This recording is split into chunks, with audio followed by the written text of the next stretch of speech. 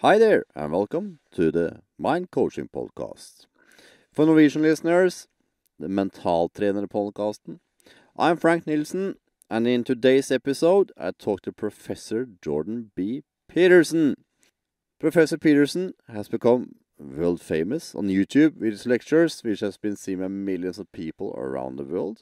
Dr. Peterson is a former Harvard professor of clinical psychology and is now working as a professor of psychology at the University of Toronto. He has written the book Maps of Meaning, The Architecture of Belief. He has also authored or co-authored more than 80 academic research articles on a wide variety of psychological topics and is one of the team behind the online program Self-Authoring. If you haven't checked out Self-Authoring, I really enjoyed it. Check out Self-Authoring if you haven't checked it out already. The first time Jordan was a guest on the podcast, he talked about why some old negative memories are reoccurring, how we all have our own map of the world, and the importance of going outside our comfort zone. You can hear the first episode on YouTube or on iTunes. If you want to listen to it on iTunes, you can find the Mind Coaching Podcast, or you can check it out on YouTube and at the Mentaltrener Podcast. In today's episode, we talk about what is personality, why women feel more negative emotions than men, the importance of understanding a child's personality, what we as parents can do about it, why high IQ is an advantage, how it can be measured in a short time, techniques for depression, is it possible to improve those aspects of yourself that are weak, how we ask ourselves different questions based on, for example, if you're an extrovert or an introvert, how different personality types look at the world. I should identify which of the 5 personality traits you belong. That can be a wise thing to do. What personality traits you should look for in a partner. Ooh, and much, much, much more. I really enjoyed this episode. Dr. Jordan is a marvelous man, and he always have a lot of great things to talk about.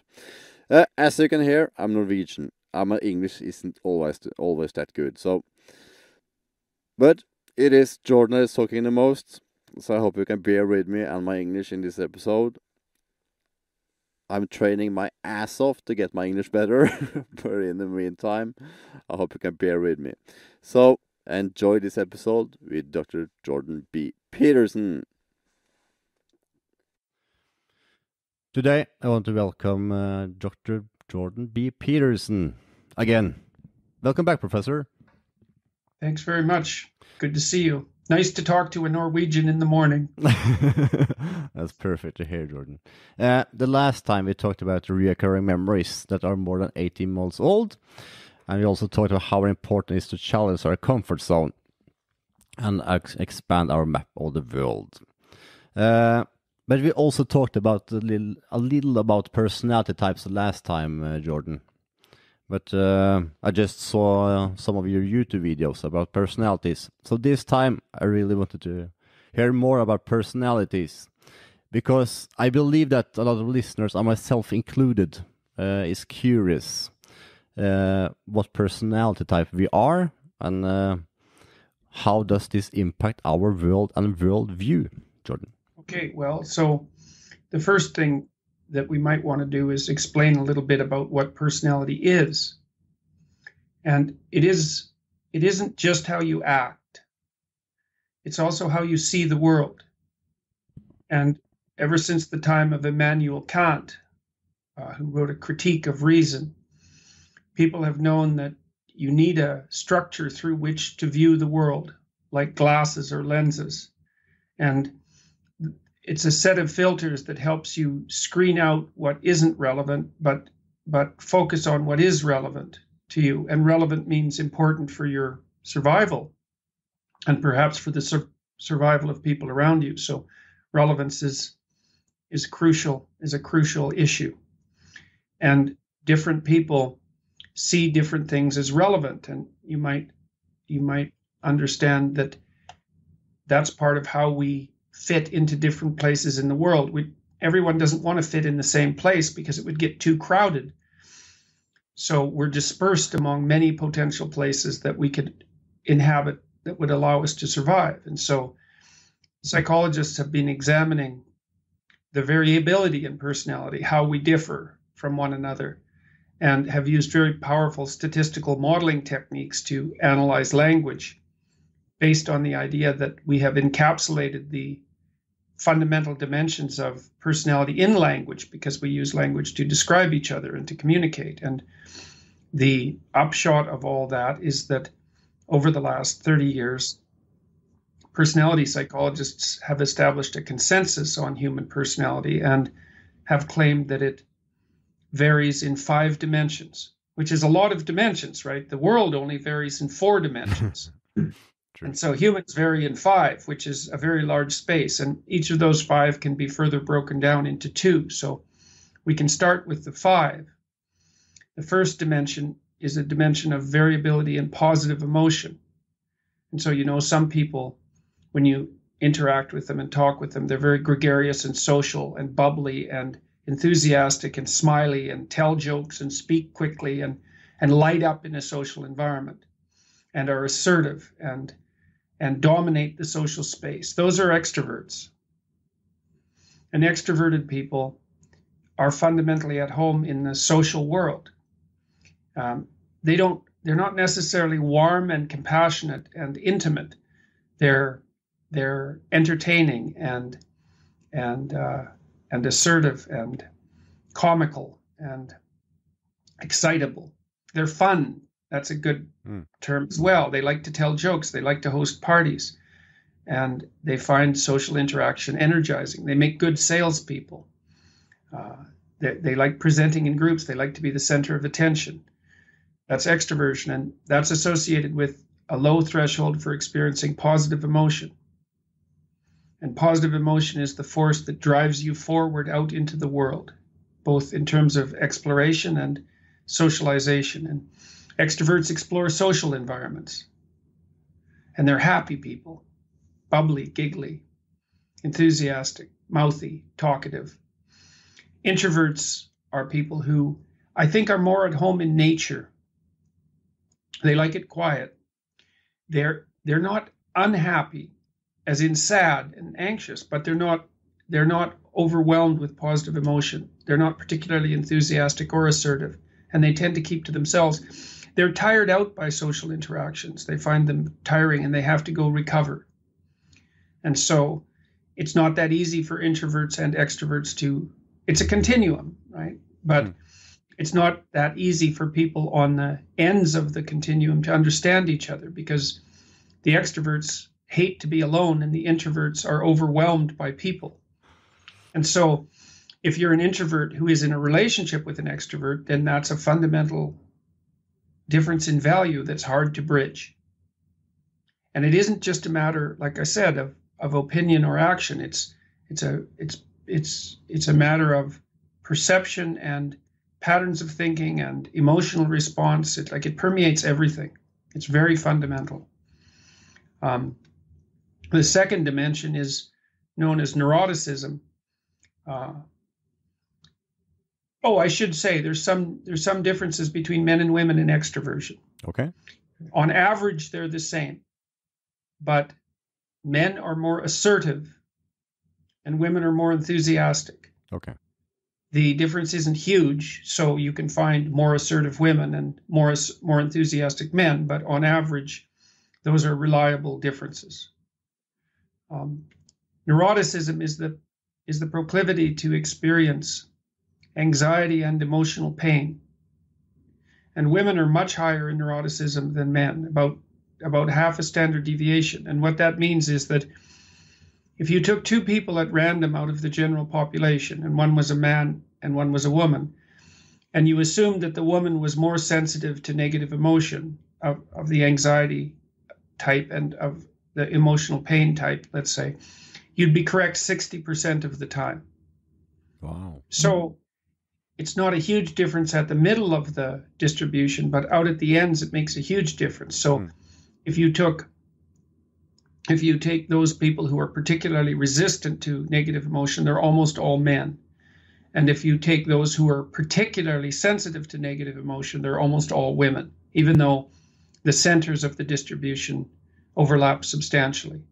Interesting. And The negative emotions are basically sensitivity to threat and sensitivity to pain. And pain includes frustration, disappointment, grief, and anxiety includes fear and more general anxiety. Boys and girls don't seem to be much different in negative emotion, but the differences kick in at puberty. Okay. And they stay stable for the rest of people's lives. It's also why women are more prone to depression and anxiety than men. Men are more prone to antisocial personality and to drug and to alcoholism, criminality, learning disabilities, attention deficit disorder, and those sorts of things. But women are more prone to depression and anxiety, and that's true cross-culturally. It's a very robust finding. Now, the reason that women experience more negative emotion isn't clear, but there's a number of possible candidates. I think the most reasonable is that women, once they hit puberty, are actually not, their nervous systems aren't wired up for them as individuals. They're wired up for them as the mothers of infants. And the world is a very dangerous place if you're the mother of an infant, because an infant is so vulnerable. And so women seem particularly attuned to negative emotion because that makes them sensitive to the sorts of threats or other challenges that might beset their dependent offspring. Women are also smaller than men, so that puts them at a physical disadvantage. It makes it reasonable for them to be more sensitive to negative emotion. And they're also more sexually vulnerable, because the negative consequences of sex for a woman can mean a completely life-altering transformation, whereas the negative consequences for men are attenuated. And so those are some of the reasons why women might be higher in negative emotion than men, but they're very reliable differences, and there's no evidence that it's a consequence of socialization. The third dimension, and I would say the one that's most complex, is known as agreeableness. Agreeable, and women are more agreeable than men.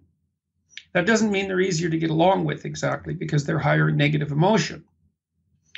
But agreeable people are compassionate and polite. And compassion, and again, women are half a standard deviation more agreeable than men. And so that means, again, if you took a random man and a random woman out of the general population and you said that you picked the woman as the most agreeable of the two, you would be right 60% of the time. But it also means that the most agreeable people are almost all women, and the least agreeable people are almost all men.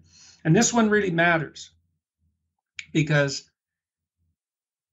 if you looked at the least agreeable person in 100, that person would almost always be male. And he would be massively disproportionately likely to be in prison. So if you think about agreeableness as agreeable people are compliant and they want to please, and if they negotiate, they're very much likely to negotiate on behalf of other people rather than themselves. Interesting. Yes, it's part of the reason why women get paid less than men, because we know that agreeable people get paid less in the same jobs. And the reason for that is that they're not as good at negotiating for themselves as disagreeable people. Disagreeable people are harsh and blunt and direct and brusque and rough. And they'll tell you exactly what they think. And they don't shy away from the kind of conflict that would hurt other people's feelings. Whereas agreeable people do not like conflict and will do almost anything to avoid it. The best predictor of politically correct attitudes, as far as our research has been able to determine, is agreeableness. So modern people stress the importance of empathy and compassion as virtues above all else, but there are real downsides to agreeableness as well as advantages, and the downsides are that agreeable people get taken advantage of, and they have a hard time being in positions where they're going to be disliked, which is part of the reason that many women are not very happy in management positions, because you have to be willing to tolerate being disliked if you're in a supervisory position, and you often have to make decisions that are actually that generate a lot of interpersonal conflict. And so And these are also, there's no evidence that these trait differences between men and women are a consequence of socialization. In fact, all the evidence suggests the opposite, because paradoxically enough, the biggest differences in personality between men and women in the world are in the Scandinavian countries. Okay. Where most attempts have been made to level out the playing field. It's maximized the differences between men and women rather than shrinking them. Why? Because we've removed environmental variability, and all that's left is the genetic variability. So what it means is that if you allow men and women to be whoever they could be, because you're eliminating the differences in the way that they're treated, the differences that remain biologically maximize. So because they're allowed to manifest themselves completely. And so that's why in the Scandinavian countries, for example, it's still 20-to-1 females to males in professions like nursing, and 20-to-1 males to females in professions like engineering. And nursing is a caring profession, obviously, and so it attracts people who are agreeable and compassionate, whereas engineers aren't people focused at all. They're focused on things and gadgets, and so that's a much more male-oriented field of interest. Actually, the biggest difference there is between men and women is interest in people versus interest in things. Okay. So in general, women are more interested in people, and in general, men are more interested in things. So, and that goes along, I think, with the male propensity to be incredibly tool-oriented. It's very logical. But I never thought about it. Yeah, well, these aren't easy things to get straight. It's taken a lot of, I would say, theory-free scientific research to establish this. I mean, no scientific research is entirely free of theory, but these models have been generated almost completely from pure statistical investigation. So very little a priori theory. The theory has had to fill in as the empirical discoveries were made. The fourth dimension is conscientiousness. And conscientious people are orderly and industrious. And orderly people like to keep things in the boxes that they belong in. And this is a very important dimension of political belief. So orderly people are more likely to be conservative. And that's why they're concerned with borders. The orderly people like the borders between things to remain intact. And that applies at the political level, but it also applies at every level of analysis, right down to the linguistic. So orderly people like the gender roles to remain stable. They don't like food that of different sorts to be touching on their plate. They're not that fond of abstract art.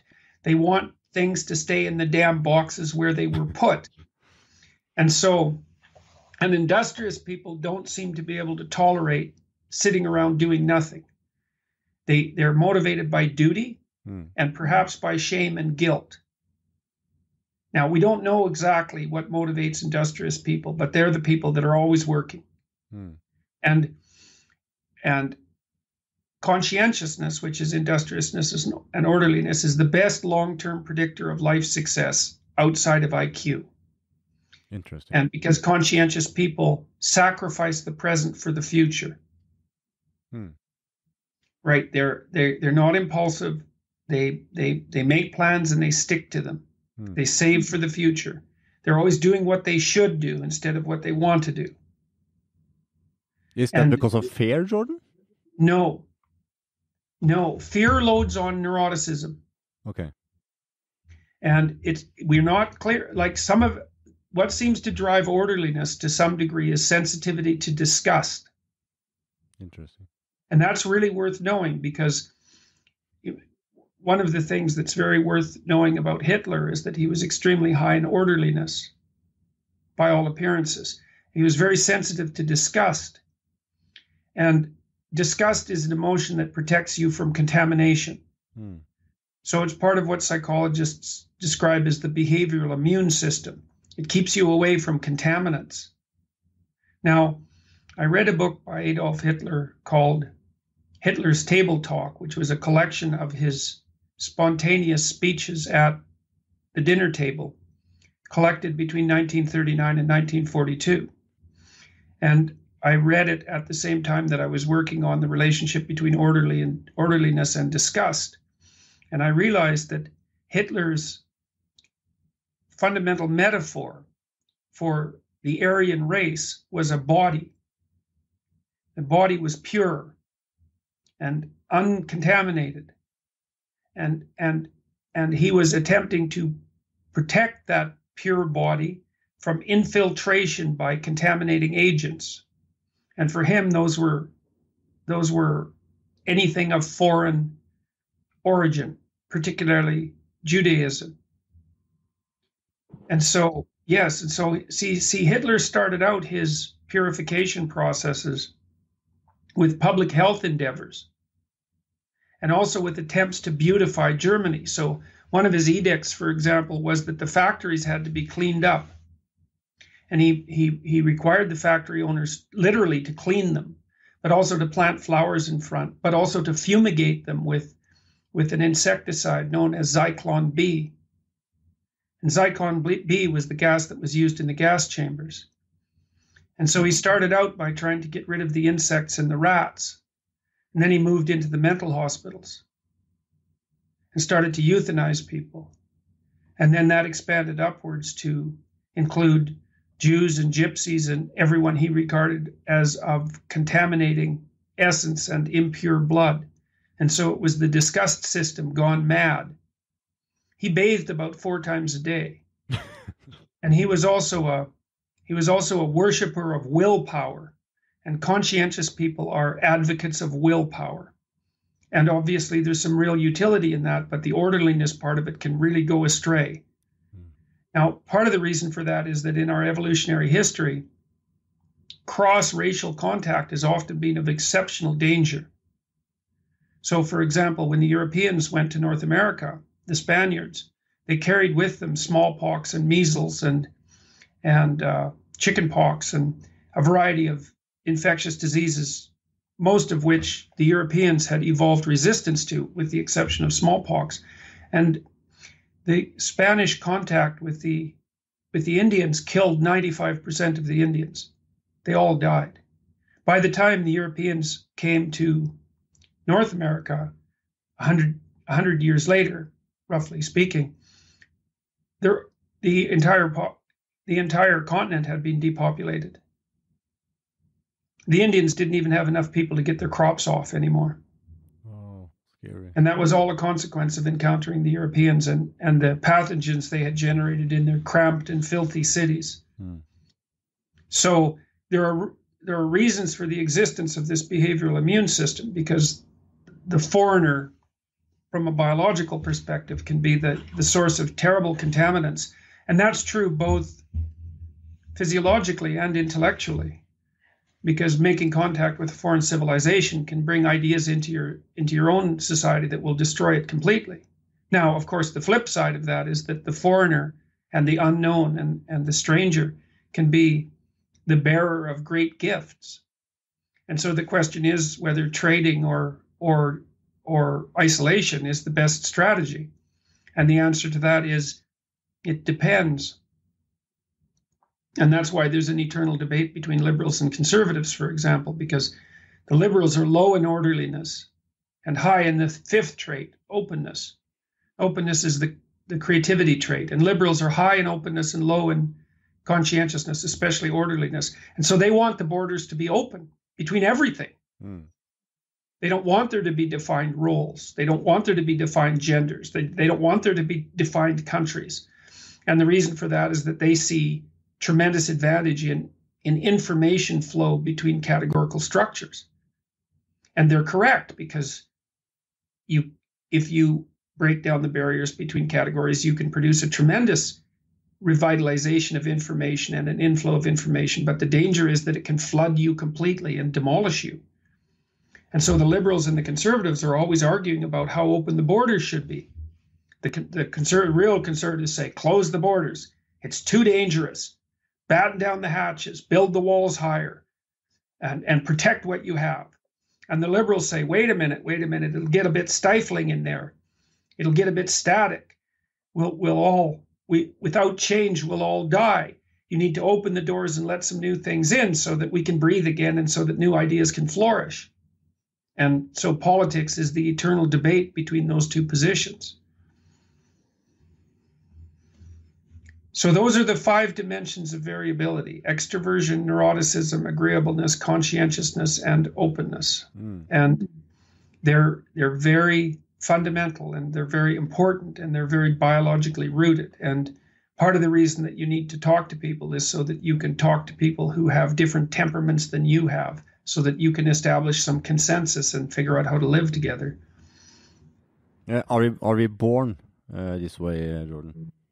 Yes, you really are. Like some of the best experiments that have been done about that were done initially by a professor at Harvard named Jerome Kagan, who was looking at inhibited children. And he didn't precisely use a Big 5 model, but it doesn't matter because his research he was probably looking at introverted children who were also high in neuroticism. But he showed that at as early as 6 months, they were much more reactive to unexpected and threatening stimuli. Their startle reflexes were higher. They were more likely to become irritated, more likely to cry, more likely to shrink away from strangers. Now, what he also established, however, and this is very much worth knowing, is that if you had a child who was relatively inhibited, you could make them even more inhibited by overprotecting them. And you could decrease the degree to which they were inhibited by encouraging them to go out and explore and to expand their territorial horizons. So with inhibited children, you encourage them. Like if you take an inhibited child, so one that's high in neuroticism, say out to a playground, and there's a bunch of children there, the child will cling to your legs. Now, what you need to do, whereas an extroverted child is, you put them on the ground in the playground, and even before their legs hit the ground, they're like a puppy over the water. Their legs will already be moving. They'll just zip right out to the kids. But the inhibited kids will do 2 things: is they'll hang around your legs and kind of look at the other kids, longingly even. But it takes them a while to warm up, and they might cling to your legs and cry and even ask to be taken home. That's a bad idea. Okay. You want to sit there with them and let them accustom themselves to the new environment, and then gently encourage them to go off and play. Tell them that they can come back when they need to, but that they have to go out and make contact with the kids. So they will go out and explore and socialize, but it takes them longer to warm up. So you have to be patient with that. But it's a big mistake to bring them home having failed at their social interaction, because all that does is make them more inhibited. You know, it's just like people do with puppies. You have to socialize a puppy. When it's under 6 months, you have to take it out and get it to play with other dogs and bang it around in the world a bunch. And some puppies are very timid, and it takes more care and effort to socialize them. And some are gregarious, and they're more impulsive and likely to cause trouble too, because like extroverted children, for example, tend to be more impulsive. But you can encourage inhibited people. And, you know, if you're an adult and you're introverted and anxious, you can do the same thing. You have to put yourself out in social circumstances where you're somewhat ill at ease and pay very close attention to the people around you, because that's sort of the way out of your introverted isolation. And you can develop your social skills and become better at socializing, although it's very hard to really move your introversion on a permanent basis. You know, it's quite deeply ingrained temperamentally. And you need a lot of accomplishment, I presume. Sorry, say that again? You need a lot of accomplishment when you're expanding. Yes, basically what happens in some sense is that you're granted your temperament like a set of talents, and they're yours to use, and then you have to use effort to develop the talents on the other side. So, for example, a disagreeable person has to learn how to be compassionate, but a compassionate person has to learn how to be tough. And it's hard for both of them because they're not equipped to do that by nature. It's something they have to learn through practice and discipline, but it can be done. mean, a huge part of psychotherapy actually involves taking agreeable people, roughly speaking, and teaching them how to be more assertive and to stand up for themselves. It's almost as common a reason for psychotherapeutic treatment as is anxiety or depression. What are the strategies that they use then to become more disagreeable, Jordan? Well, one of them is, first of all, to lay out the negative consequences of avoiding conflict. Because one of the problems with avoiding conflict in the short term is that you don't solve medium to long-term problems. So, for example, maybe you're married and your partner is more disagreeable than you and therefore somewhat difficult to negotiate with. You're going to have to think very carefully through what it is that you want and why, and then figure out how to articulate that, and then develop a strategy for putting forward your fight and holding your ground, and also come to realize very carefully what the consequences are of not engaging in the conflict. Because generally the consequences are that you end up subordinated and that there's much more conflict and hardship in the future. So partly what I do with really agreeable people is to convince them to tell their truths, even though that because they're basically willing to sacrifice themselves on a general level, especially in the moment for the instantaneous well-being and comfort of the people around them. And again, I think that goes back to infant care strategies, say, because what you want to do with a distressed infant, especially one under 9 months old, is calm it down. And you don't want conflict around an infant at all. And you have to be there to respond to his or her momentary needs. But as a strategy for dealing with adults, it's not optimal, especially disagreeable, tough-minded adults who are going to do things their way and will oppose that on other people. Agreeable people, Jordan, are they driven by the fear of not being liked? I wouldn't say again that it's precisely fear. It's not an easy emotion to identify. Okay. They certainly don't. They find conflict deeply disturbing. They think it's morally wrong. I suppose that's another way of looking at it. But an agreeable people are nice people. They just want everyone to get along. They just don't understand why everybody couldn't care for each other and be compassionate. But what they don't understand is that being nice is not sufficient to get you through the world, because there are things about which you genuinely have to have conflict. And so I think a fair bit of the rise of political correctness on campus is in fact because the campuses have become in some disciplines dominated almost entirely by women. And women are more likely to hold the sorts of political views that would produce the kinds of doctrines that are emerging out of the politically correct end of the political distribution. Yeah, but what do you think is the reason that a lot of people are very afraid of not being liked? Well, I mean, there's good reasons for that. I mean, if you're not liked by people, they can gang up on you and kill you.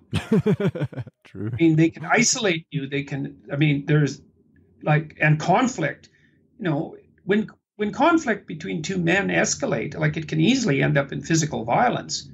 That's a terrible endpoint for a woman if she's dealing with a man, because women lack the upper body strength of men. And so men are way more destructive in their use of aggression than women. I mean, more women attack their husbands than men attack their wives by quite a substantial margin. What? So if you look if you look at just low-level aggression, women are far more aggressive towards their husbands. But it's partly because both the husband and the wife know that low-level physical aggression directed from a woman to a man is unlikely to produce any genuinely harmful consequences. Whereas if you get especially a large man seriously angry and he hits you even once, I mean, that can kill you. So there are real reasons to keep the conflict to a minimum. And it's not easy for people to engage in difficult conversations about things they truly disagree about, it can easily escalate into anger, and then from anger into physical aggression, or even the threat of physical aggression, which can be quite intimidating. But a lot of people are so afraid of not people liking them that they are doing maybe doing actions that they wouldn't do else. What can people do that are too afraid of not being liked? Well, they need to think through whether or not there are things that are more important than being liked. Like telling the truth, I think, is a cardinal issue. And a lot of the people that I deal with who are very agreeable, who are also highly conscientious, have a very tight sense of alliance with the truth. Like they regard it as their duty to speak truthfully, but they're often afraid to speak truthfully about what they want, because that would produce conflict, or that's how they see it. True. So I usually convince them to say that they have a moral obligation to say what they believe to be true, even if it will cause conflict. Now, that doesn't mean you should be careless about it. Different personality types, they see the world differently. And I presume that if you see your world differently, regards to the personality type, you also see a situation differently. For example, when I'm talking to you now, Jordan, I presume that the different personality types are going to think different about the conversation. Oh, they may even hear different things about the conversation. Yeah, some elements of it will stand out for them, and other elements will recede. And what will happen is that they'll tend to focus in more on the information that's either very relevant to them in terms of their personality type, or that really emerges as an obstacle. So they might violently disagree with something because it stands in counterposition to their temperamental value structure. Can you say a little about how the different personality types see the world, and as an example in this conversation? Well, I would say with agreeable people, for example, and you see this very clearly in the domain of political correctness. If you think about agreeableness as part of the maternal dimension, which it is, then it's very easy for people who are high in, let's call it, maternality, and some of those can be male, by the way, because men are quite maternal as far as mammalian, as far as mammals are concerned, as far as other animals are concerned, for that matter, because human males engage in a tremendous amount of childcare, which is certainly not the case for animals like most of the large carnivores, for example. The males don't engage in childcare at all, or in infant care. They're likely to prey on the young, and so they're chased away. They stay away. Agreeable people will view the world fundamentally through that maternal lens. It's easy for them to divide up the social world into victimized quasi-infants and rapacious predators. And that metaphor permeates the politically correct discussion. There's the victimized groups who can do no wrong, which is precisely the right attitude to take towards an infant who's younger than 9 months. And then there's the rapacious predators, who are the absolute incarnation of evil, which is also the right attitude to take towards anything that is trying to prey on your infant. But as a basis for civilized political discourse, it's a little bit on the low resolution side. And it's very, very dangerous if you happen to be thrown into the category of rapacious predator. So, because there's no quarter given to you if you're in that category. You should be suppressed, eliminated perhaps, but certainly suppressed, because you're nothing but a danger. Now, like, I'm exaggerating, obviously, because most political discussion is not unidimensional, and most people aren't at the extreme ends of the temperamental continuum, but that's the sort of danger that lurks behind that kind of viewpoint. And one of the things that's extraordinarily comical in my estimation is that the radical feminist activist types who promote the agreeable, politically correct doctrine believe that there's no differences between the sexes, and yet they act out their fundamental maternality with every political word they utter. It's a remarkable spectacle. One question that I'm extremely curious about after explaining different personality types is that I presume that the different personality types also ask themselves different questions. So if they're coming into a situation where there are a lot of people, an extrovert will see possibilities, an introvert will see, oh, this is obstacles. But do we know what kind of questions they ask themselves in different situations based on different personality types? Sure. So when an agreeable person enters a room, they think, how can I make people comfortable and welcome? And is there a place in here where I can increase intimacy? So that's what they're concerned about. A disagreeable person will see the place, the room, more as a place of potential competition. And that's not all negative because, if you think about it, you get together a group of fairly rough guys to play sports or something.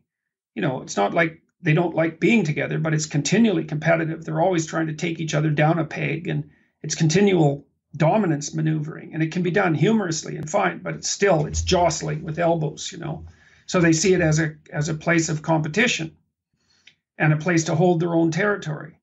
And then a conscientious person will see pretty much any situation as a place where they should find out what their duty is and follow it. And maybe also bring order to it if it's a disorderly place, to impose order on it. And an open person will look for creative possibility, certainly in conversation, because the creative person, the open person, will attempt to direct the conversation towards abstract ideas and their exploration, or the discussion of literature and art and other aesthetic concerns. So, an introvert will try to find a corner to hide in with some other person they can maybe talk to one-on-one. What traits do we see amongst creative people and entrepreneurs? Yeah, it's openness, high in openness. That's a fundamental predictor of entrepreneurial and creative ability. Yes. Okay. Yes. That's interesting too, because it also explains why liberals and conservatives need each other. Okay, why? You see, because while the liberals come up with the creative ideas, including those that start new companies, but the conservatives run them, run the companies. That's true. So there, you can't. The liberals, as soon as a very open person, especially one who's low in conscientiousness, has fleshed out an idea or maybe even sketched out an idea, they don't want to bother with the details of implementation. They're off to another idea. Well, but if the idea is going to be implemented, someone who's more orderly and industrious has to come up and pick up the idea and differentiate it and turn it into an algorithm and implement it into the world. Now, the problem with the conservative types is that once the idea has had its day and dies, they can't think up another one to replace it. So then they have to call on the hated liberal to come up and shake things up a bit and generate something new. So it's a continual dynamic. Let's, for example, say you are an introvert. Can you change that ability into being an extrovert? It's hard. It's hard. You can develop the skills that are on the other side of the spectrum. And if you're low in openness, for example, and you want to be more creative, the best thing to do is to read. To read? Okay. Sure. And especially things that you're not inclined to agree with. But you're going to find that hard, especially if you're conscientious, because it's easy to think of reading as a waste of time. And if you're not interested in it, conscientious parents will also often chase their kids away from books. You shouldn't be just sitting there wasting time. You should be doing something productive. That's true. Yeah, because it looks like inactivity. True. So you can practice the skills that are associated with the opposite of your temperament on each dimension, but it requires conscious effort. It's a really good idea because if you think about each trait dimension as a set of tools, you might want to broaden and expand your toolkit.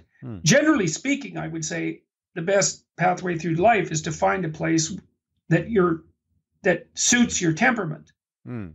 So introverted salespeople have a less than optimal life. And agreeable people who are called on to continually engage in conflict and to make decisions that will hurt other people's feelings, they suffer for it. They suffer for it. It hurts their feelings. It makes them full of sorrow. And conscientious people can't tolerate lack of activity. If they're unemployed through reasons that aren't their own fault, say, they'll take themselves apart because they feel so bad about it. So part of what you want to do in life is figure out what your temperament is, and then figure out what positions in society would suit you. If you're a really radical liberal type, you need to go into a creative profession. So, and if you're conservative, then law is a good profession, or banking, or accounting, or any of the more tradition-bound enterprises. What should the traits be for an interviewer? Well, I would say the fundamental trait should be the ability to pay attention and listen, and you can definitely learn that. It's probably easier for an interviewer to be an extrovert. Okay. And an interviewer, generally speaking, I would say also has to be open in the trait sense, because what you want to have happen when you're interviewing someone is when they say something, it should spark off a set of ideas within you that you can then use as exploratory tools to continue the conversation. But, you can make contact with people with any of the trait tools in some sense. I mean, an agreeable person might look for ways that the conversation could become more intimate and talk about relationships and that sort of thing. And a conscientious person might appeal to shared sense of duty. And an extroverted person will tell you jokes and make you laugh and be entertaining. Interesting. So the different temperaments actually leads the conversations. Yes. Well, and they direct conversations as well. Yeah. It's often difficult to speak to someone who's very different from you temperamentally, because it's hard for you to adopt their frame of reference.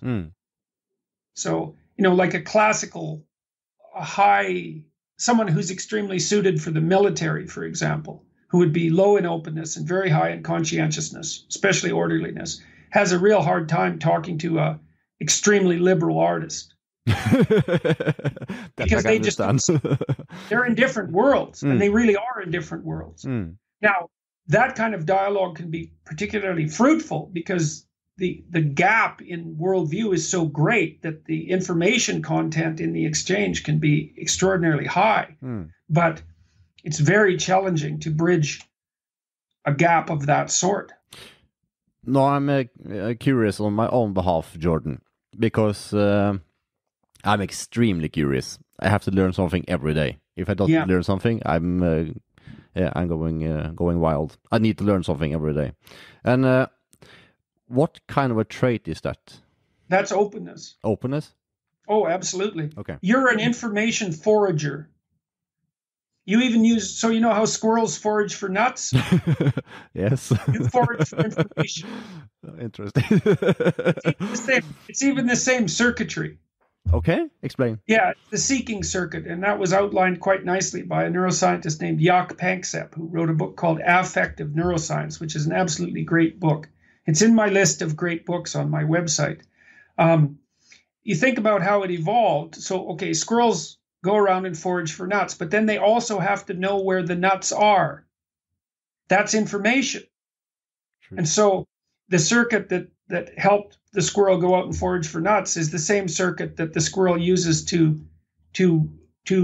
acquire and represent the information about where the nuts are. Well, when you're out there learning new things, basically what you're doing is you're continually expanding your armament of search strategies for nuts. Never thought about myself as a squirrel, but okay. Yeah. Well, we even say you can all squirrel that away for later use. True. Yeah. Very true.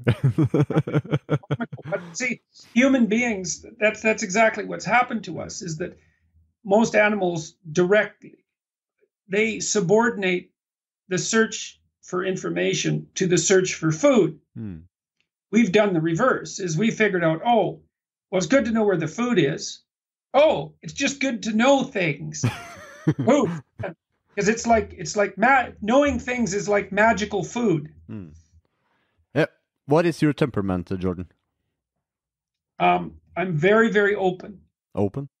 Yeah, I'm always learning new things, and absolutely obsessed by ideas. Yeah. So not knowledge, but ideas. Ideas, yeah, and just the expansion of knowledge in general. And I'm quite extroverted, so I'm an assertive person, which is why I talk too much. And I'm quite enthusiastic. I'm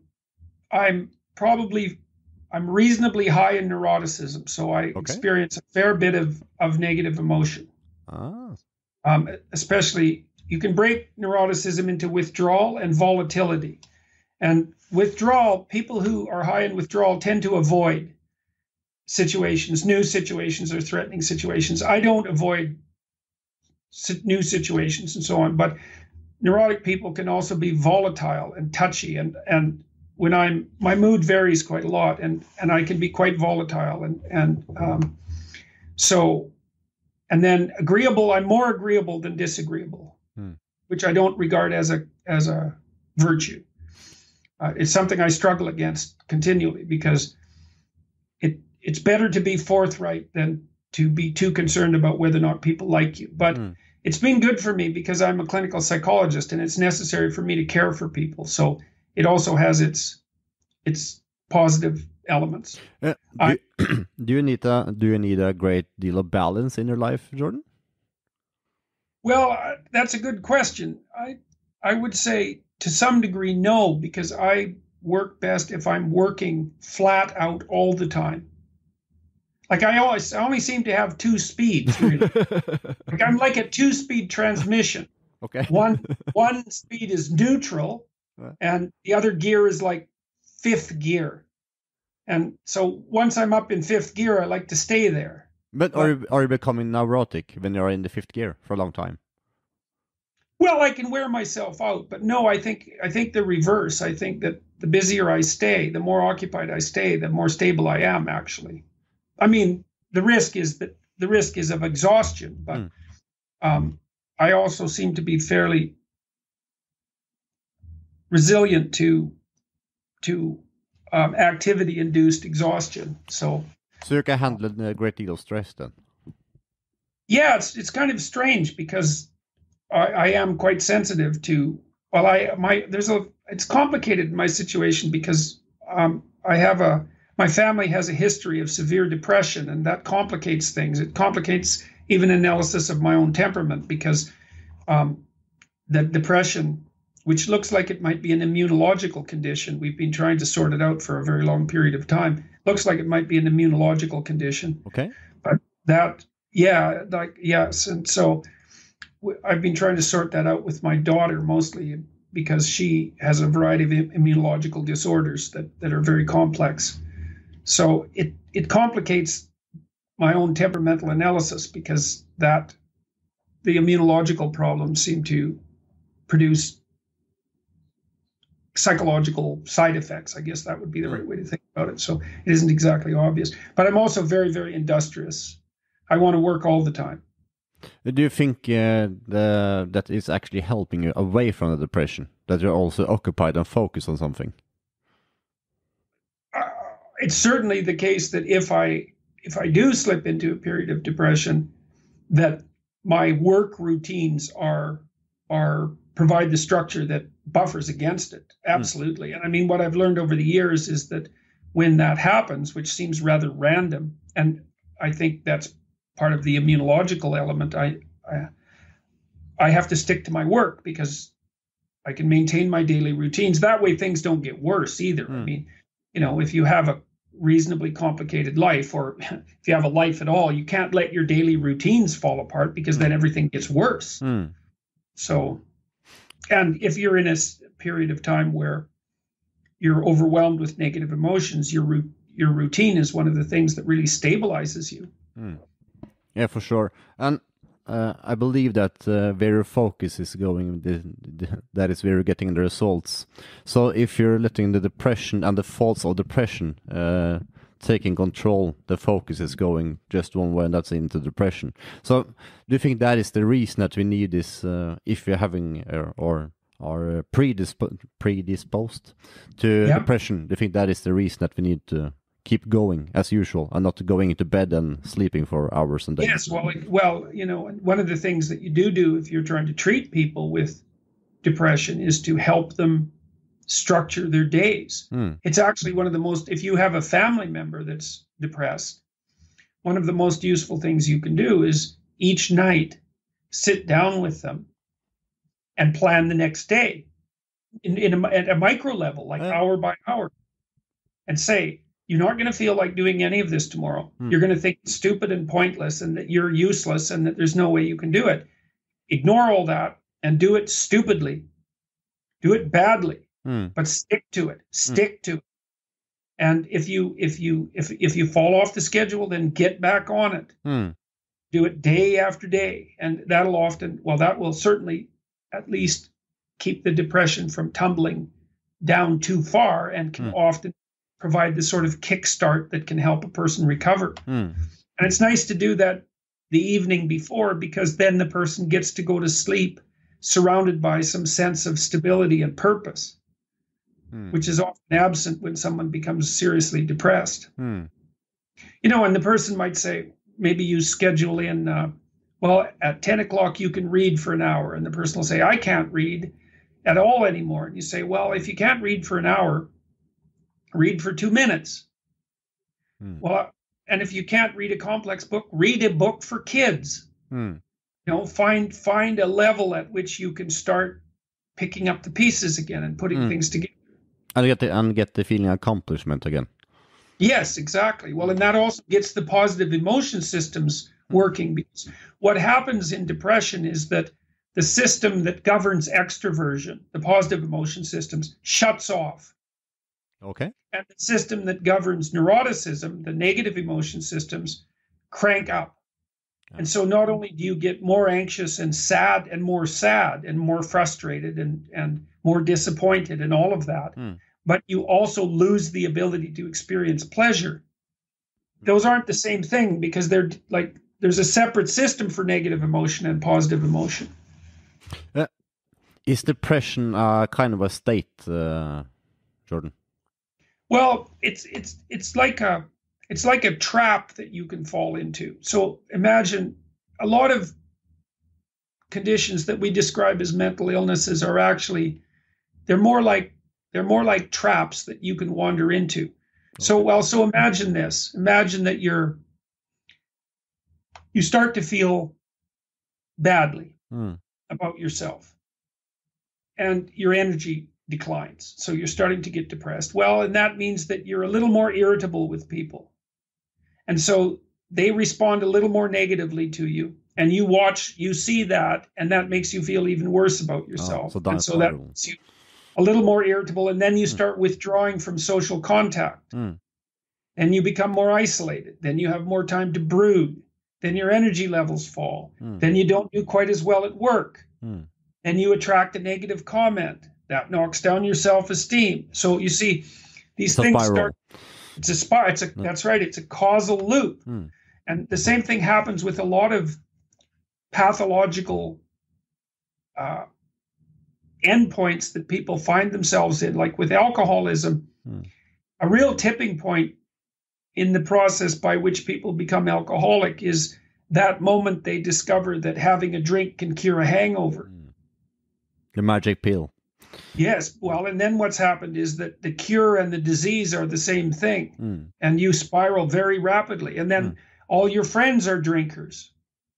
And then everywhere you go for your social life revolves around alcohol. And so that then to cut back on your drinking means that you have to leave your friends and all of your social life behind. And so these are traps. They're spirals and circles, vicious circles, and each piece of it reinforces the other.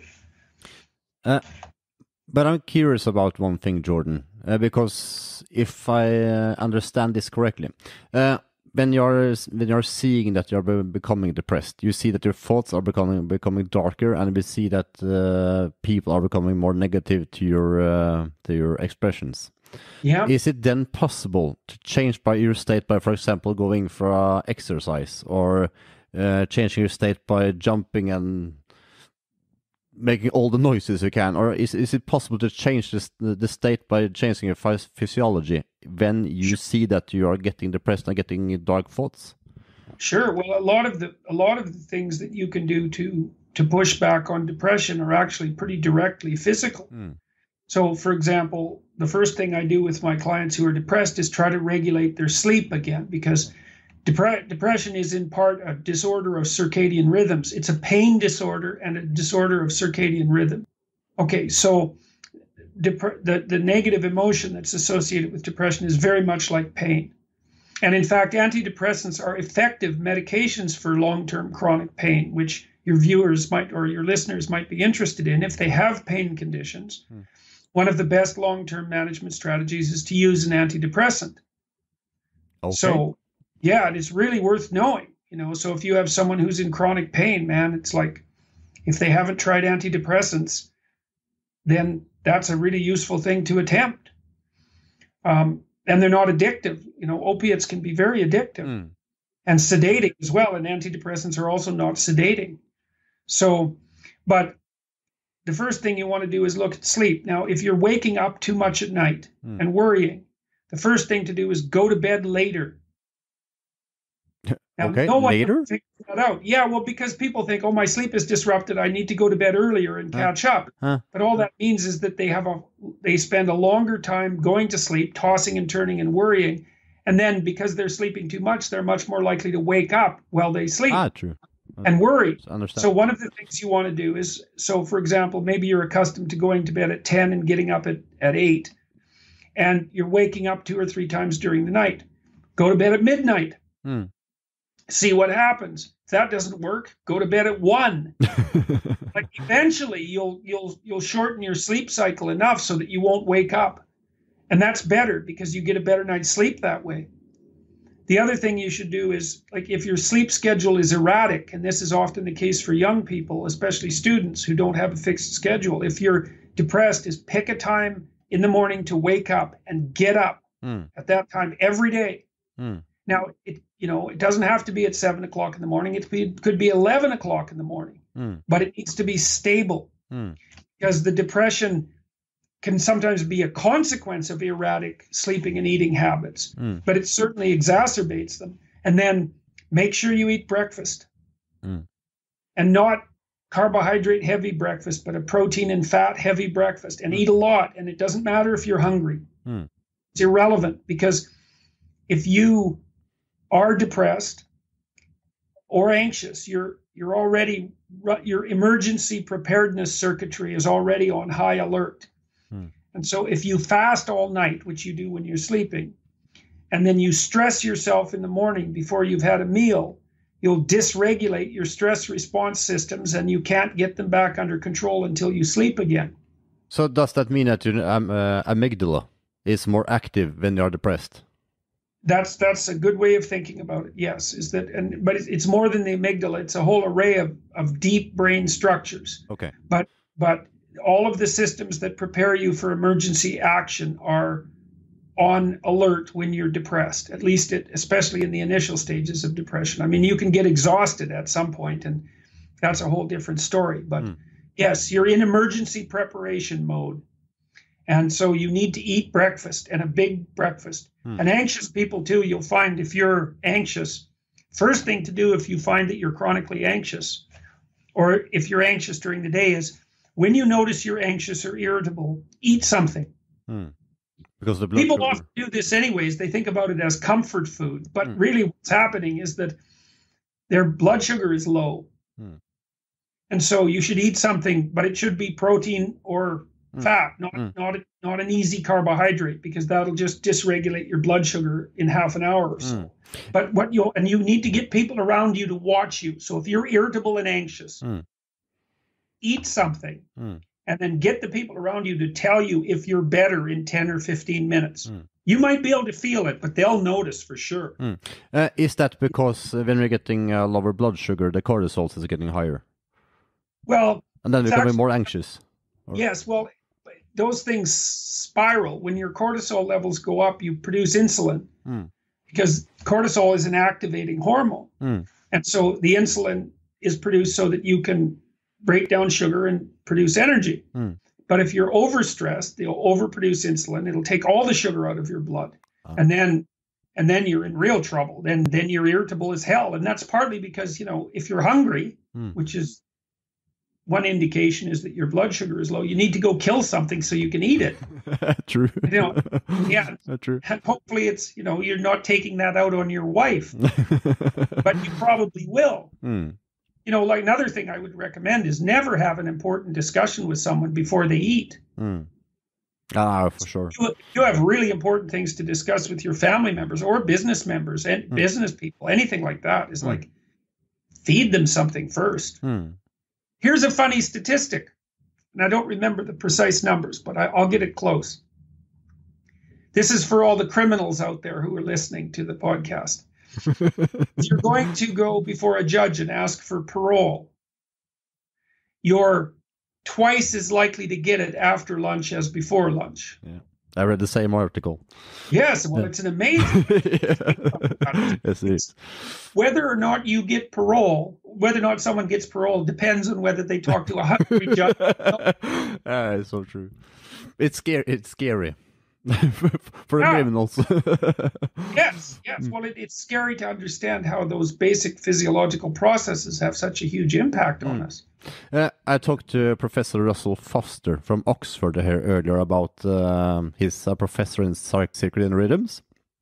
And he talked about the internal clock and how important it is to have the same sleep schedule, because if it's irregular, then we're getting a problem with the internal clock starting to regulate itself all the time. Absolutely. And if you're prone to see, if you have weaker circadian rhythms, that might be one of the things that makes you prone to depression. So, for example, seasonal affective disorder, that's a circadian rhythm disorder. It's like jet lag. True. What ends up happening if you have seasonal affective disorder is, in some sense, that you're awake when you should be asleep. And your brain does a lot of negative information processing when you're asleep. Well, you don't want to be awake for that. No, not at all. And you can tell because you wake up at 3 a.m. and worry about things like mad. You should be asleep for that. For sure. You want to be asleep. You said something in one of your YouTube videos about its advantage to have an high IQ in the modern world. Can you elaborate on that one, Jordan?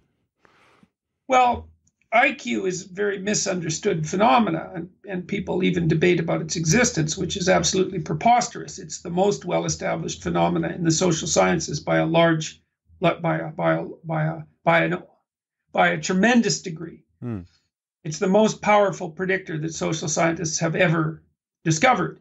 And that's partly why they're afraid of it, because something that powerful is frightening. But really, here's how you estimate someone's IQ. It's very straightforward. Okay. So imagine that you went onto the internet and you gathered 10,000 questions that people could answer. It doesn't matter what they're about. Could be mathematical patterns, it could be general knowledge, it could be vocabulary, it could be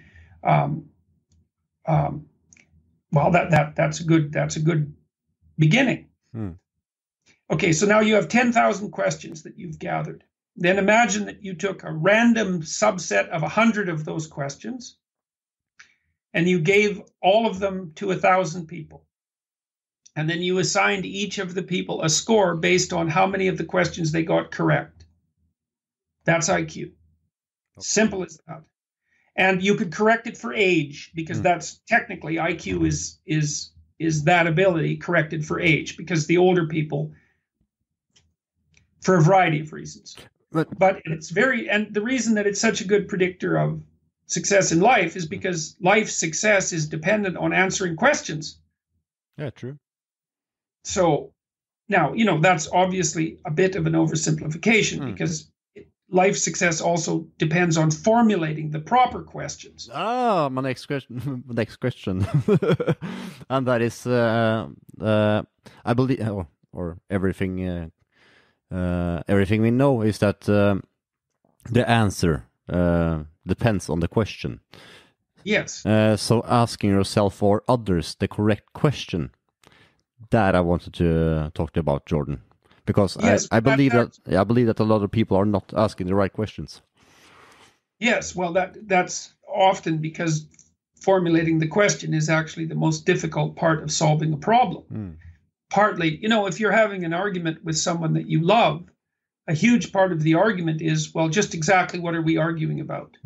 Yeah, true. Are we arguing about everything terrible that's happened in our relationship for the last 20 years? That's a hole that people can go down. It's really bad if that's the hole you go down every time you have something to discuss.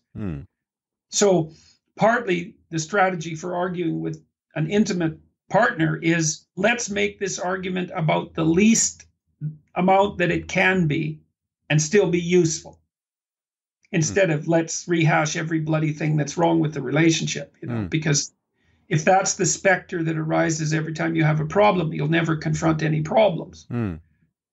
So, and there are times for deeper conversations about the structure of the relationship as a whole, but every time there's a dispute isn't the time to have that conversation, especially if people are also hungry and tired and it's like 4 a.m. and they've both been drinking. Also very true. Yeah. But if I remember correctly, Jordan, you said something about that in one of your lectures, that we can see that it can be one fact, but we can see the same fact in 5 different ways. Yeah, well, it's generally because it's very rare that the situations that we encounter are homogeneous or unitary. And so imagine that you're in a job and you kind of like it, but it has some disadvantages. And now you get the opportunity to have a promotion, and the promotion offers you 10% more salary, but more work and some uncertainty. Well, that's not a fact, that's a set of facts. And it's a set of facts that you can almost infinitely decompose. And most of the things that we face in life aren't a fact, they're a set of facts that can be infinitely decomposed. And so because of that, you can view that set of facts in a very large number of ways. So then, and that can be determined in part by your mood. So imagine your mood is fluctuating. And so you have this promotion that's ambiguous. And when you're feeling good, you think it's a great idea. When you're feeling bad, you think it's not so good. Yeah. So you see there's an interaction there between positive and negative emotional states. And then there's the field of facts that the opportunity presents. And you're trying to observe that field of facts to pick out what's most particularly relevant. Very, very complicated problem. And most of the things that we see in our life are complicated sets of facts. Like when you view another person, I mean, a person is a whole bucket of snakes. You never know. You never know which way they're going to go. Not true. So if you think logically and scientifically, you say a thing is a thing, and it's not another thing, and it's certainly not an opposite thing. But when you're dealing in the world, like, for example, with social situations or other people, it's like a thing is a thing and a bunch of other things and its opposite all at the same time. And that makes it very difficult to sort things out and navigate through them. But high IQ makes you faster at doing that. Also, you can make decisions faster with a higher IQ? Okay. Yes, and you can consider more variables simultaneously too. Does it mean that if we are going to make some important decisions, we should be in a neutral feeling? You should probably be you should probably consider the important situation, assuming a number of different emotional states. Okay. The problem with being really positive is it makes you impulsive. All you'll see are good things. And when all you see are good things, then you act to get them as fast as possible. Alcohol tends to do that to people, especially if they have a positive response to it. Everything is good. Cocaine does that to people. Mania does that to people. And so you'll hear psychologists who are not very well informed insist upon the utility of happiness. It's like positive emotion has all sorts of downsides. Oh, please elaborate. Yeah, well, it makes you impulsive. And like if you're really possessed by positive emotion and all the negative emotion disappears, you get manic. And manic people are incredibly impulsive. They'll spend all their money because all they see is a huge field of opportunities just waiting for them. And positive emotion could get you in lots of trouble. That's why you're always telling your kids, if you have kids, to settle down, quit running around and having so much fun. Because they're impulsive and crazy. I mean, it's really fun and exciting, but it's very, very disruptive. It's like a party. Positive emotion is like a party that gets out of hand. So you want to be careful that when you're making a complex decision, that you're not in an impulsive and overly enthusiastic state of mind. And partly the way you do that is by talking to other people about it too, because they're going to bring their own situational biases to bear on the problem, and that can be enlightening. Like they're focusing on different things, and they're going to bring more things into the foreground that you're not considering, and push other things into the background that you think are important. I know there is coming a question about the self-help industry, because the self-help industry is talking about happiness a lot. What is most important for you? The problem is that the idea about what you should aim for is not formulated in a sophisticated way by people who describe happiness. Because what you're really looking for is something more like productive peace. Value was the word I was looking for, Jordan. Yeah. Well, productive peace is better. Okay. I mean, first of all, happiness is exhausting. It's tiring. But what is the reason that people are always searching for happiness? Well, because they don't really understand, that they're not articulating what they want very well. First of all, people don't want to be happy. They want to be not miserable. True. And that's really an important distinction, because people are more hurt by hurtful things than they're helped by helpful things. We're more sensitive to pain and destruction, and for obvious reasons. We can really be hurt. And so the first thing people want to do, and this is partly what they mean when I want to be happy, they mean I don't want to be overly anxious and in emotional pain. I don't want to be overwhelmed with shame and guilt and self-recrimination. So really what they want is for negative emotion to be controlled. And then if they could have some happiness on top of that, like the meringue on a lemon pie, then that would exactly be that. It would be a decoration on the top. It would be the cherry in the whipped cream. And good. Some happiness as a spice for life, wonderful. But really what you want in a family is something more like productive peace. You want to negotiate an arrangement that works for you and for your partner, for you, your partner, and your family, and then the surrounding community, now, next week, next month, next year, and into the future. And you can imagine that as a tiered castle. And that's Jerusalem. That's the holy city. That's the place where everything is properly balanced. And that's a place of peace and productivity. And you can live in there. That's the promised land. That's the land of milk and honey, right? And you can live in there peacefully and productively. But to think of that as happiness is insufficiently sophisticated. It's like a map that only has one word on it. How are we going to get anywhere with that? It's like, that's true. Got to differentiate it. So always searching for happiness is the wrong way to search for the right thing, don't I understand? Yes, that's a really important point. Because happiness isn't a goal, it's a side effect. Oh, very true. So one of the things I would say is that if you want your life to be of higher quality, Search for responsibility, not happiness. What do you mean about that, Jordan? Responsibility gives your life meaning. You know, find a partner, treat them well, have some kids, get a career, fix up the world. Those are responsibilities, and they're important. Pick something important, reduce suffering.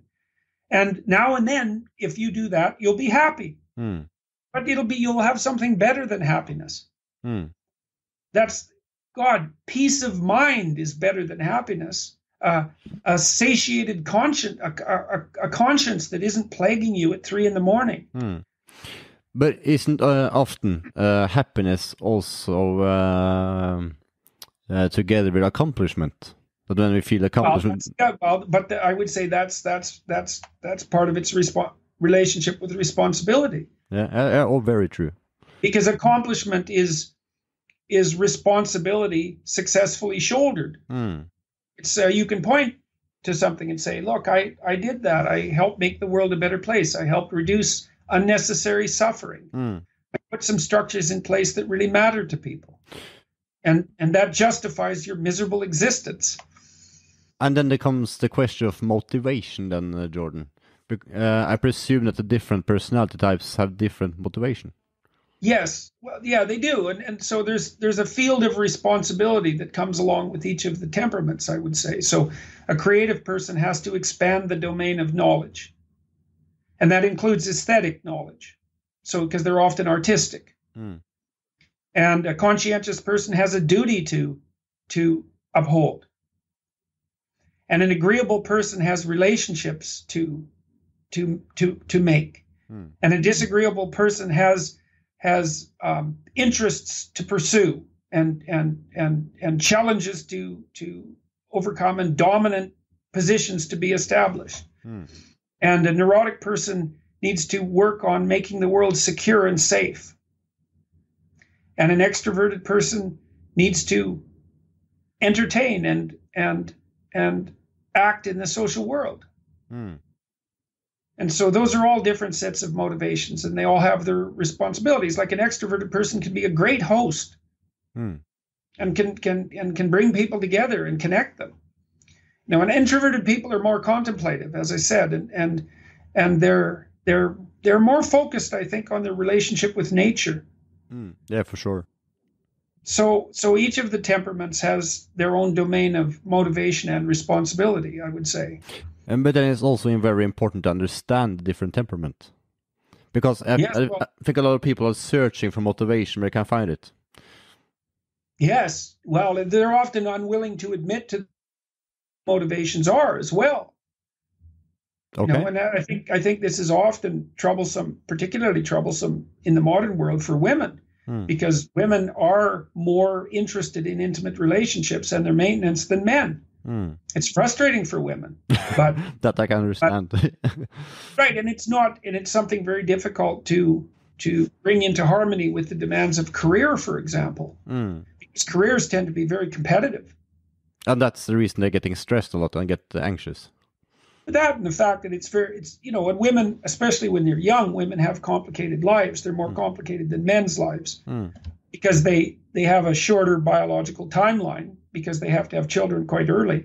And to pack all of that into the first 40 years, say, is very, very complicated. Well, or the first 30 years, which would be even more optimal. That's even more complicated because it gives you about 13 years of maturity to, say, after 17, to really get yourself established and sorted out and ready to have kids and on the career track. It's very stressful, and no wonder. It's very large burden of complexity to sort out and manage. As a last question, Jordan, what do you recommend about relationships and the different temperaments? Oh, tell the truth, aim for the good, tell the truth, and listen.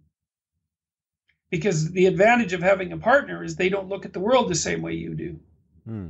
And so they can tell you things that you won't be able to understand otherwise. And if you listen to them, first of all, listening does wonders for a relationship. Because at least the other person gets to say what they want, and you never know, what they want might be in your best interest. Generally, it is. Okay, here's the way of conceptualizing your marriage. You're handcuffed together to this person with both arms and with both feet, and you're stuck in a barrel. And now you have to not gnaw each other to death for the next 30 years.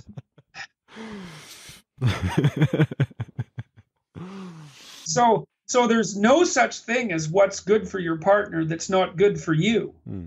And vice versa. It's like if the partnership is real, the intimate relationship is real, there's no difference between you and your wife.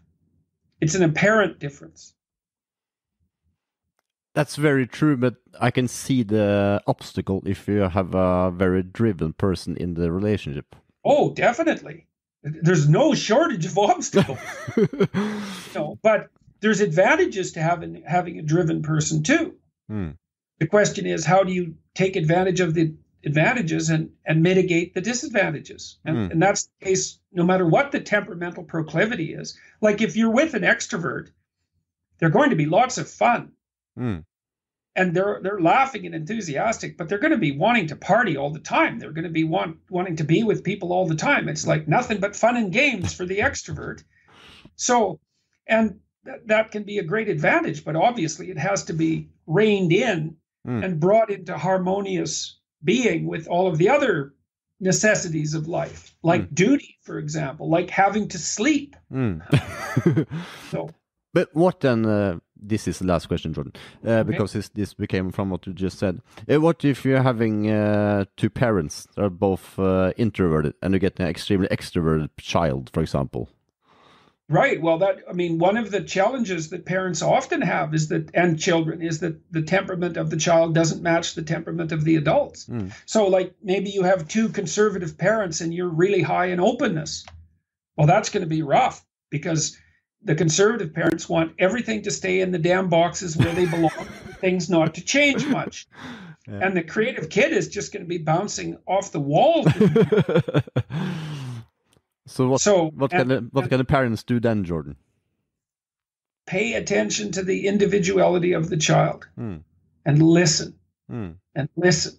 And again, it's the same thing, is that you want to, there's almost nothing that's more important than listening to people. And you can do that with a certain amount of detachment. Doesn't mean you have to agree with them. It also doesn't mean that there's any necessary implication for your forward action.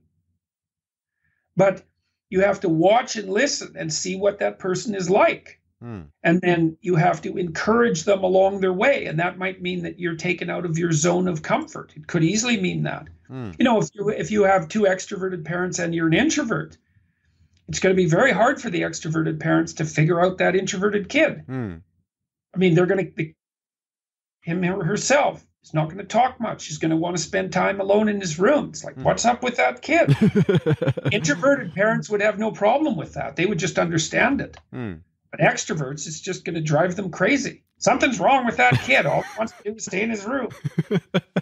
And if your child is disagreeable and you're agreeable, well, good luck to you. My son is very disagreeable. Woo.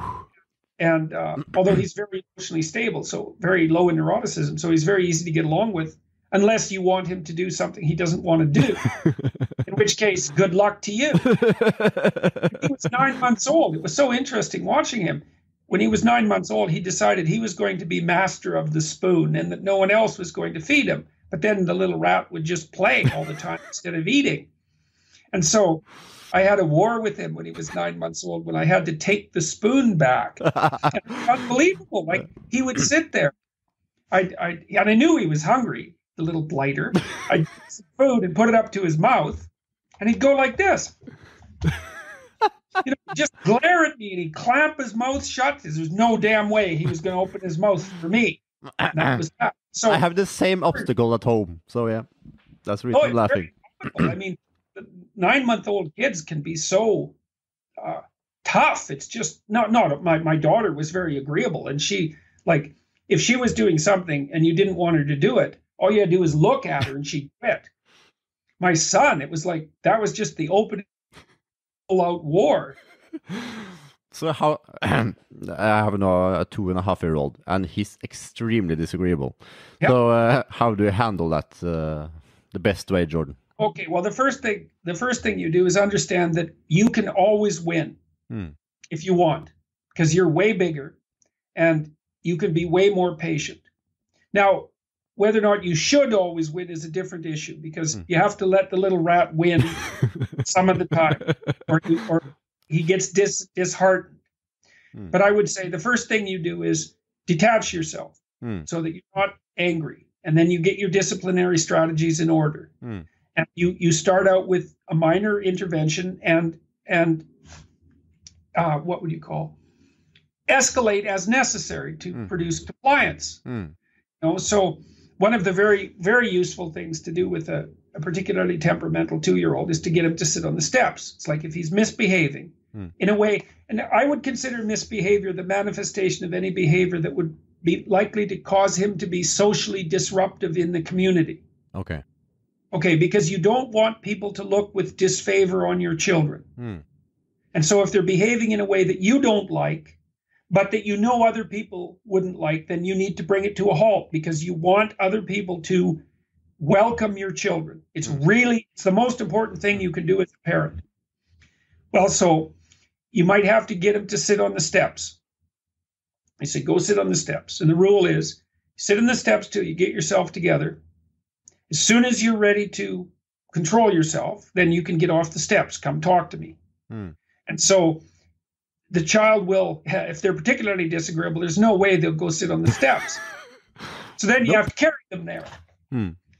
Because it often comes down to a physical intervention, especially with the 2-year-old. It's like, no, you're sitting there.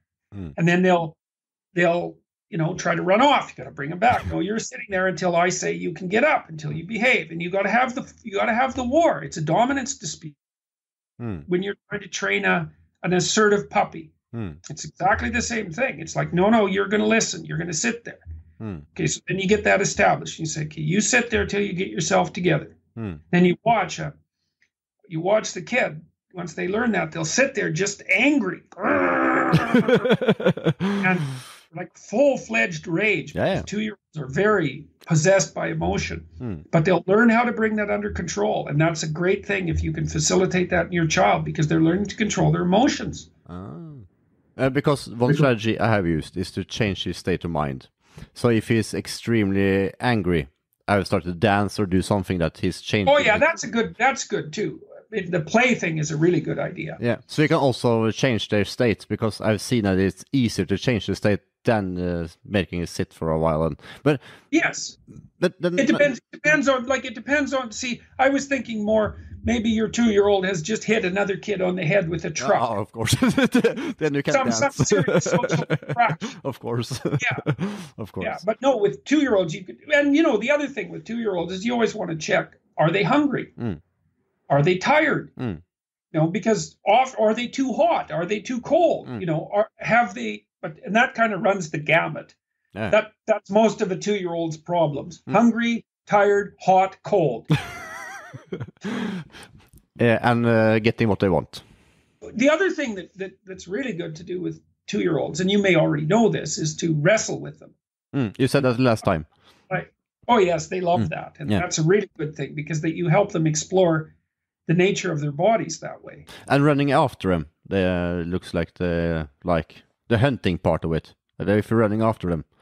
Oh, well, you know how much kids like to play tag and to play hide and go seek and all of that. Yeah, well, they want to play hide and seek because they want to know if they're worth finding. If you really don't like your child, you just play hide.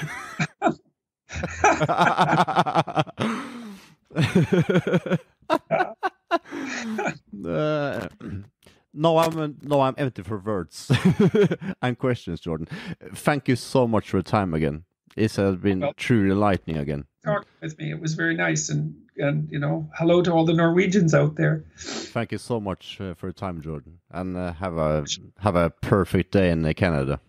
Thank you. Yeah. Thank you. Bye bye. You too. Bye bye.